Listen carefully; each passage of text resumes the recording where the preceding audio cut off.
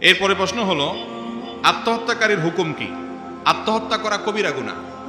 নবী করিম সাল্লাল্লাহু আলাইহি সাল্লাম আত্মহত্যাকারীর জানাজা নিজে পড়তেন না।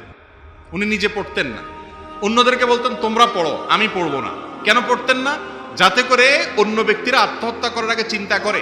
এই জন্য সুন্নত হলো সমাজের গণ্যমান্য ব্যক্তিরা আত্মহত্যাকারীর জানাজা পড়বে না, ইমাম সাহেব পড়বে না, মুয়াজ্জিন সাহেবকে দিয়ে পড়াবে, যাতে করে অন্যরা কেউ আত্মহত্যা না করে।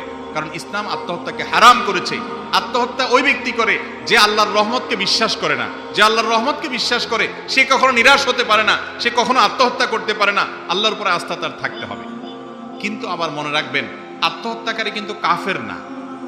তার জন্য দোয়া করা যাবে কি যাবে না? আরো বেশি করে করতে হবে, কারণ সে পাপ করতে করতে দুনিয়া থেকে গেছে। এই জন্য আল্লাহর কাছে আরো মাপ চাইতে হবে তার পক্ষ থেকে বেশি। কেউ আত্মহত্যা করে মারা গেলে সে যে কাফের হয়ে যায়, ব্যাপারটা সেরকম না। কিন্তু সে পাপিষ্ঠ এবং অপরাধী। কোনো মুসলমান আত্মহত্যা করতে পারে না। আত্মহত্যা করার মানে হলো আল্লাহর রহমতের প্রতি আমার আশা নাই, নাউজুবিল্লাহ, এটা হতে পারে না।